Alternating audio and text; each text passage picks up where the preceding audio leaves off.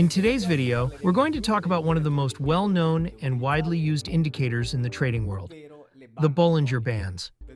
We'll see how they work, how they're built, and most importantly, how to use them to develop systematic trading strategies. Specifically, we're going to develop a mean reverting strategy, meaning a strategy where we buy in an oversold area and sell in an overbought area. But unlike most of our videos, where we usually develop strategies on futures, since they are well suited for short-term trading, today we'll focus on stocks to see if there are any interesting edges we can take advantage of. So let's not waste time and dive right into the explanation of this well-known indicator. Let's start right away with this chart.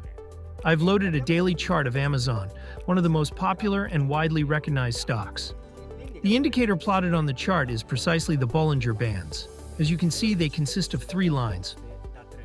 First, there's a line, shown here as dashed, that represents a moving average. Then we have an upper band and a lower band, which are calculated by adding and subtracting a certain multiplier, that is, a certain number of standard deviations, from the moving average. So what happens in practice? If we decide to increase or decrease the number of standard deviations, we'll simply end up with wider bands or narrower ones if we decrease the number of standard deviations. Another very important thing to consider is that, by default, this indicator comes with the following inputs: 20 for the moving average calculation, and 2 for the number of standard deviations to add and subtract from the moving average. Now, in the strategy we're going to look at today, I've modified these values a bit. Specifically, as you can see here, I chose 5 for the moving average calculation and 1.5 for the standard deviations. Why did I decide to go this route? Simply because this way, as you can see here, we end up with narrower bands and certainly more frequent signals. Also, looking at how the price moves around these bands, it seems to give us reasonably good signals that we can use as a foundation to develop a strategy. Another very important aspect to consider when using this indicator is that the Bollinger Bands adapt to volatility. As you can see, when there are periods of high volatility, these bands tend to widen, while during periods of low volatility, they tend to narrow. Why does this happen? Because in fact, the standard deviation, which we use to create these bands, is a measure of dispersion. And since it's a measure of dispersion, the 2 bands will adapt to the most recent market context. Obviously, this is something we appreciate, because we won't have bands positioned at fixed levels, but rather bands that adjust dynamically to market conditions. Okay, as we mentioned in the introduction of this video, we're going to develop a mean reverting strategy and test it on a stock database.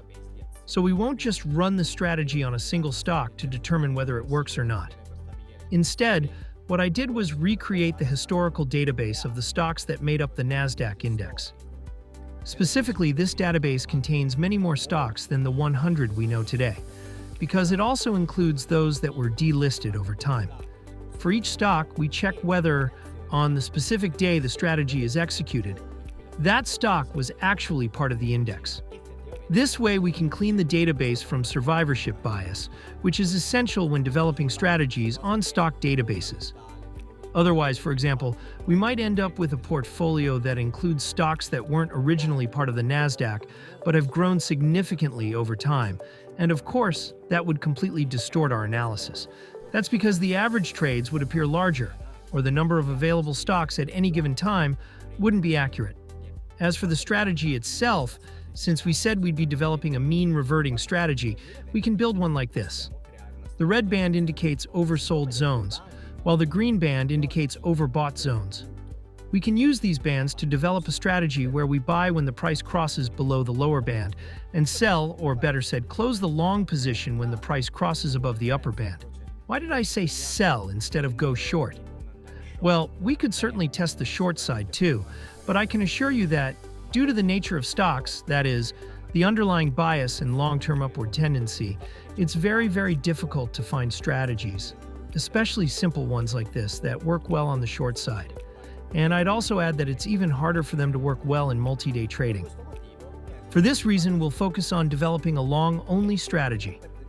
Alright, let's not waste any more time and jump straight into PowerLanguage Editor and analyze how the strategy works. As you can see here, we have a few lines of code that specifically are used to develop a very simple strategy. In fact, we have an upper band and a lower band. which are the two bands you see on the chart, the red band and the green band, which we'll use to enter and exit positions. Then I added one more condition, which you can see here labeled as Condition 1. It's nothing more than a regime filter. Specifically, we'll only trade if the closing price is above a 200-period moving average. So we'll only take trades when the market is in an uptrend. By the way, if you're interested in learning more about this regime filter or moving averages in general, there's a dedicated video on the channel. Alright, getting into the core of the strategy, we have these two lines of code, where we check for an uptrend and another condition that must be true, which in this case isn't too important.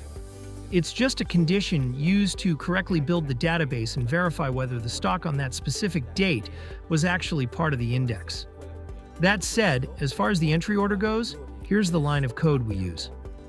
If the closing price crosses below our lower band, we buy at market on the next bar. If instead, the closing price crosses above the upper band, we close the long position at market on the next bar. Alright, before we apply this strategy to the entire portfolio, let's see how it works directly on Amazon's chart. As you can see, I've already loaded it here. I also set a cash per trade, so a fixed amount per trade of $10,000. Since we're dealing with stocks and contract prices have gone up over time, this way we're always investing a fixed amount of capital. When we run the strategy, you can already see a few trades popping up. Taking one as an example, here you can see that the closing price is below the lower band. So we go long at market on the next bar. In this case, it's 80 shares, but that doesn't really matter. It's just $10,000 divided by the closing price. Then we exit the position if the price crosses above the upper band, and so we close it with a market order on the next bar. Of course, there are other trades here as examples, and if we want to look at the overall performance on Amazon, we can see that the equity line is actually quite positive. There are some flat periods, probably because either the price was below the 200-period moving average, or on that specific date, the stock wasn't part of the index. But that aside, it seems like a really solid starting point. The next step will be to apply this same strategy to the Nasdaq stock database. This is something I've already done here in the Portfolio Trader. All that's left now is to launch the backtest and take a look at the results together. Here we are. This is the result of running the same strategy on the portfolio of the 100 Nasdaq stocks. As you can see, overall the result is quite positive. We have an equity curve that grows with fairly consistent momentum. There are even some periods where the drawdown, compared to what we saw in the index, was barely noticeable, like in 2001 or 2002. And other periods, unfortunately, where the drawdown had a bigger impact, as we see here in 2022. Another very important thing to consider, in order to better understand the metrics we'll look at shortly, is that this portfolio was run with a capital of $1 million. Why is that? Because on average, the Nasdaq is made up of around 100 stocks, and if we allocate $10,000 to each one, we end up needing at least $1 million in capital, assuming they all enter a position at the same time. Alright, so let's move on to the performance summary. Right away, we can spot some very interesting details here. First of all, using $1 million as a reference capital, we can see that the strategy had a maximum drawdown of just over 20%. As for the return on max drawdown, which is the ratio between net profit and drawdown, we've got a pretty solid value of 11.25. The annual return in this case is around 7%. Okay? But now we need to figure out whether this strategy is actually tradable, and to do that, we'll take a look at the strategy's average trade. To do that, let's open up the total trade analysis. Okay, here we can see that there were a lot of trades executed, over 22,000. That's obviously because the portfolio contains so many symbols. And clearly we can see that all the trades are on the long side. We've got a percent profitable, or win rate, that's fairly high at 67%, which is typical of mean reverting strategies. And looking at the average trade, we see that we're just over 1% per trade, because $108 on $10,000 of capital works out to about 1%. So in this case, it's definitely a solid starting point. That said, there are a few things to keep in mind. For example, the fact that, unfortunately, not all the stocks in this index are liquid enough. So there will be some symbols where this average trade won't be sufficient, and others where it's a very solid number, wide enough to cover operational costs like slippage and commissions. Okay, at this point, let's go ahead and make a modification to the strategy. Specifically, what I'd really like you to take away from this video, besides just understanding the classic way this indicator works, is the idea of experimenting a bit with the traditional rules we usually apply when using these indicators. In this case, we saw that we're entering with a market order on the next bar whenever a certain level is crossed, whether that's the upper band or, in this case, the lower band. But we could decide to approach it differently. Instead of using this indicator as the actual trigger, instead of executing trades the moment a certain level is crossed, we could decide to use it as a filter.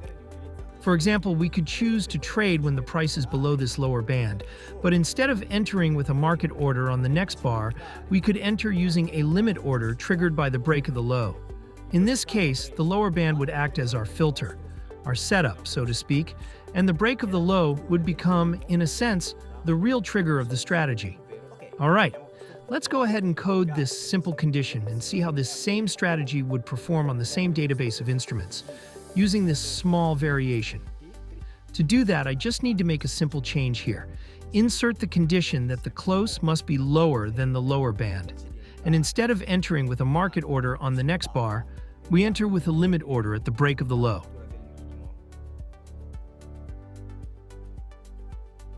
Let's compile and check how the strategy changes directly on the Amazon chart. As you can already see, there are fewer trades being triggered, and that's totally expected, because instead of just requiring an oversold level, we're now looking for something even more extreme in a way. But the logic is still very similar. For example, here the price crosses below the lower band, but we don't enter with a market order on this bar. We enter with a limit order at the break of this low.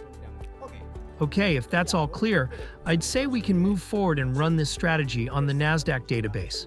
And here's the equity line for the new version of the strategy.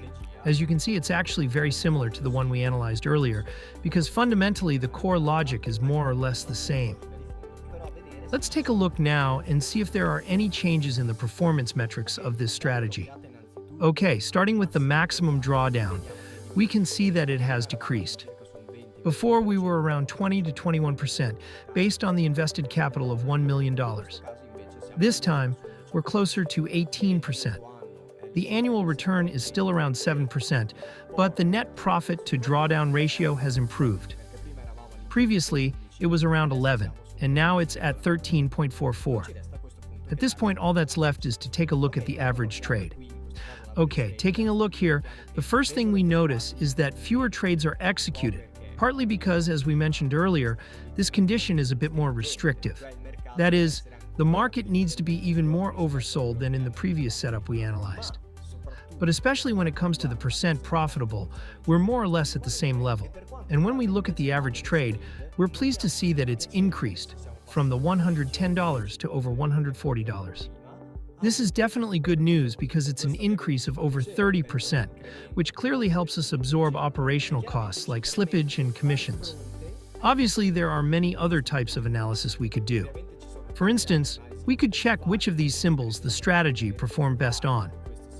Here, for example, Apple immediately stands out. The strategy performed very well on it.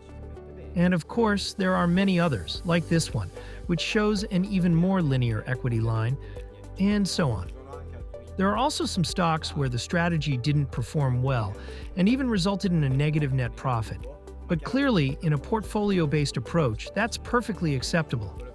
What matters to us isn't tailoring a single strategy to a specific instrument, but rather identifying a method that works on average across the stock market. So in conclusion, what can we take away from today's analysis? We saw how to use Bollinger Bands both as a trigger and as a filter.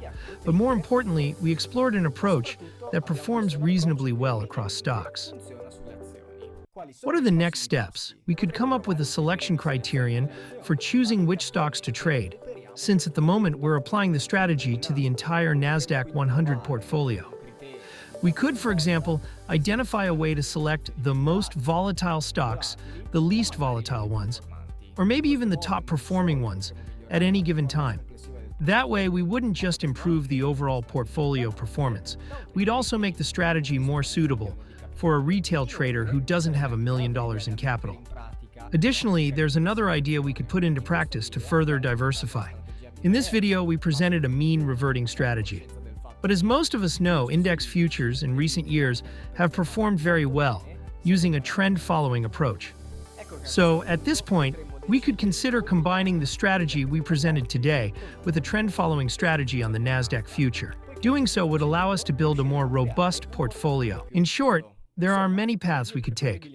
At this point, all that's left to do is roll up our sleeves and get to work on the development.